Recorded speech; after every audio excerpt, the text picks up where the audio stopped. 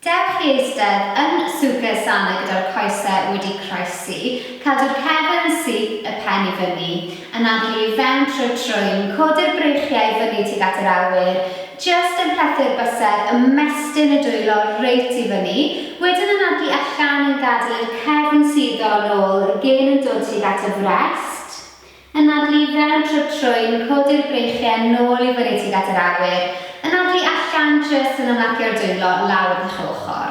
Yn adlu i fewn trwy'r trwyn, codi'r breichiau i fyny eto, mae'r llaw ddim wedi bwyso ar y pen glin chwith, llaw chwith yn mynd ar y llaw tu ôl i chi, jyst yn edrych dros yr ysgwydd chwith fan hyn, yn cymryd anadl ddwfn i fewn trwy'r trwyn, ac yn ymlacio'r corff fel ych chi'n anadlu allan. Un anadl ddwfn arall i fewn trwy'r trwyn, ac yn anadlu allan ymlacio'r corff. Yn adlu mewn yn codi'r llaw chwith o'r llawr yn dod i bwyso ar y pen glin dde.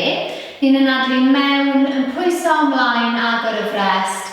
Yn adlu allan yn gadael cefn suddo nôl y gen yn dod tuag at y frest. Yn adlu mewn trwy'r trwyn yn pwyso ymlaen edrych i fyny.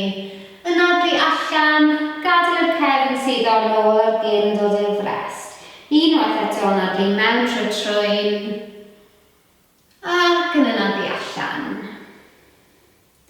Yn adlu mewn, codi'r breichiau fyny tuag at yr awyr, tra mae'r llaw chwith yn mynd i bwyso ar y pen glin dde, llaw ddim yn ar y llaw tu ôl i chi, yn edrych dros yr ysgwydd dde tro yma yn ymarfer troell y cefn, yn adlu i fewn trwy'r trwyn fan hyn, ac yn ymlacio'r corff fel eich chi'n anadlu allan. Un anadl ddwfn arall i fewn trwy'r trwyn, yn adlu allan ymlacio'r corff. Yna jyst yn dod i'r blaen, ymestyn y coesau allan o'ch blaen chi, symud y coesau i fyny ac i lawr, symud y pen o un ochr i'r llall, jyst yn cael gwared unrhyw densiwn yn y coesau ac yn y gwddwg. Neu jyst yn mynd i bwyso ymlaen o'r clun, ymestyn y dwylo, jyst yn mynd o'r pen yn agosach tuag at y pengliniau. Chi jyst yn pwyso ymlaen fan hyn yn teimlo gwylod y cefn yn ymestyn ac hefyd yn teimlo cefn y coesau yn ymestyn.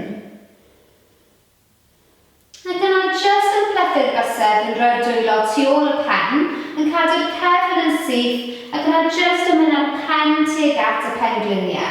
Felly jyst yn anadlu i wneud yr ymestiniadau yma tymed bach yn fwy cyfforddus, yn adlu fewn trwy'r trwyn ac yn anadlu allan. Ac yna jyst yn plethu'r bysedd tu ôl i chi, ymestyn y breichiau, mae'r pen yn mynd tuag at y pengliniau eto, a ni jyst yn dod o'r breichiau lan ac uwch ben y pen. Felly jyst yn pwyso ymlaen, yn ymestyn yr ysgwyddau, dal i anadlu.